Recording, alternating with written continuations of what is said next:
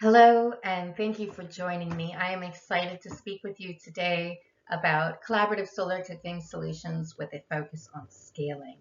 My name is Sara Rosen, and I am the Program and Operations Manager at Solar Cookers International. We are a global NGO headquartered in the US, though I personally am based in Denmark. And our mission is to improve health, economic well-being, women's empowerment, and the environment by promoting solar cooking for vulnerable populations worldwide.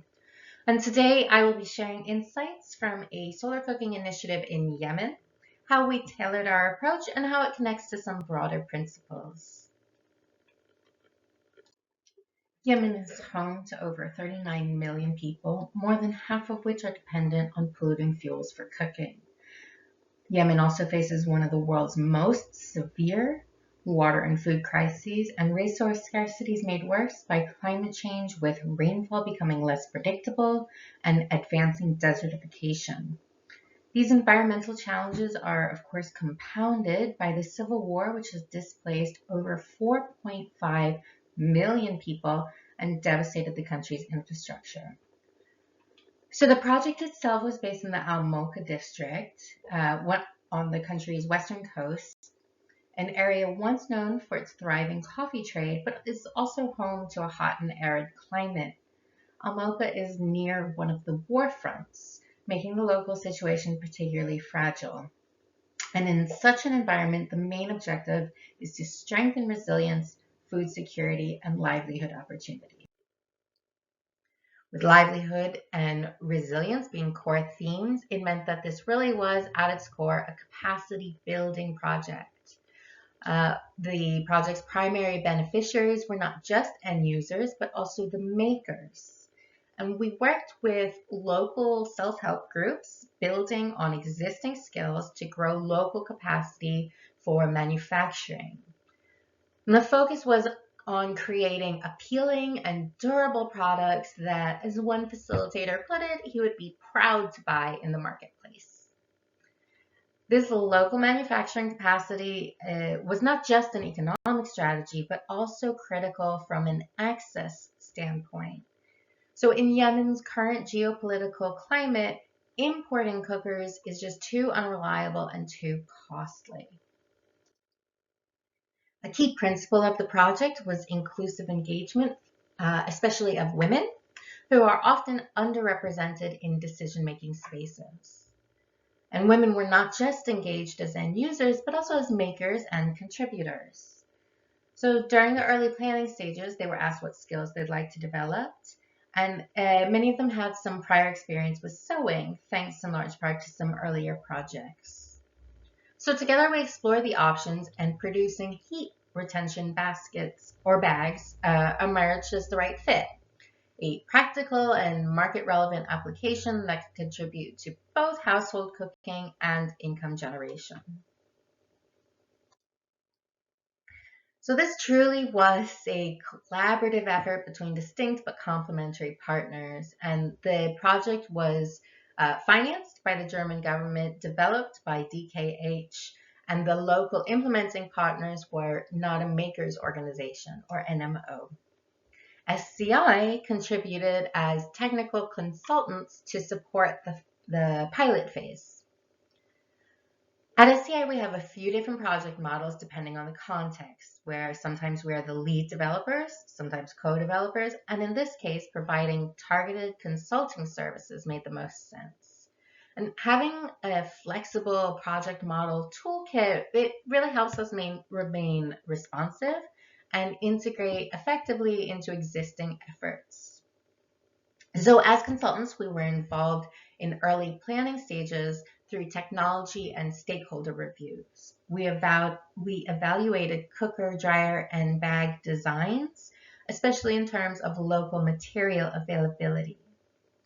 SCI also supported manufacturing, providing guidance on materials, equipment, and procedures, but also stressing the importance of testing and user feedback during that prototype phase. Our role also included supporting implementation through awareness raising, training, and helping to establish monitoring and feedback loops. And to promote long-term adoption and income generation, we helped develop technical manuals and business plans for the makers. The project outcomes include the distribution of 100 cookers, 70 household dryers, and 6 communal dryers. But our efforts also established a locally adapted project model. It developed manufacturing capacity and equipped local makers with tools for income generation.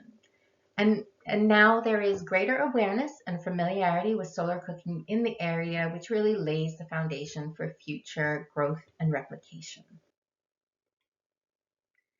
So the Yemen project, it doesn't stand alone. It's part of a much larger interconnected strategy. And at SCI, we don't just design the projects, we build the ecosystem that makes successful projects possible. And that means investing in advocacy, research, and capacity building as ongoing and overlapping efforts. Through this work, we generate insights about where solar cooking is most impactful. We evolve best practices using data, feedback, and experience. And we share tools and resources so that others can build on what works. Our ultimate goal is really to create a sustainable sector and initiatives that prove their staying power. Because when we can show long-term adoption, we unlock potential for much larger support from UN agencies, multilateral funders, and the private sector. I'd like to highlight just a few of SCI's efforts that helped us in Yemen and may also be particularly relevant to the audience here today.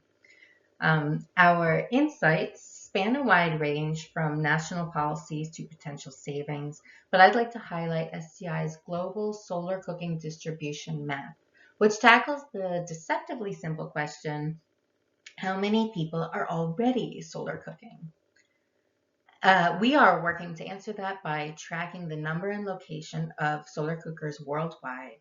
And so far, we have identified over 4 million cookers and counting.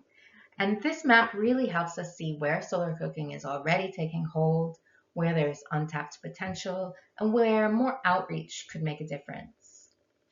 There are a lot of exciting possibilities for this tool to evolve and help us visualize impact and trends, but it only works if we build it together, which is where you come in. So the map is crowdsourced and available on our website. And if you are involved in a solar cooking project, then my plea to you today is to please take a moment to visit our website and add your data. 5 cookers, 5,000 cookers, every entry helps us grow the field and strengthen the case for solar cooking. So there are many ways to improve the quality and effectiveness of a solar cooking project, but of course there's also real-world constraints and trade-offs. And despite challenges, we see inspiring work from project leaders around the world, many of whom, like SCI, are committed to strong local partnerships, adaptation to local context, and meaningful user engagement. One practical tool that supports this kind of thoughtful project design is SCI's Quick Needs Assessment. This tool, refined over multiple implementations, helps gain an early understanding of needs, habits, and openness to solar cooking. It includes a short but standard set of questions that helps gauge, for example, what fuels are currently being used and how meals are typically prepared. This assessment is freely available on our website. So one of the reasons I'm very excited to be at CONSOLFOOD is because it really reflects the knowledge sharing that makes long-term adoption possible. And at SCI, we support this by developing tools that help the whole sector grow. So many of you are probably already familiar with SCI's Solar Cooking Wiki, the world's largest resource hub with nearly 1,800 pages of news, stories, designs, and more. And if your project or design isn't on there yet, let me know and I'd love to help get it added for you.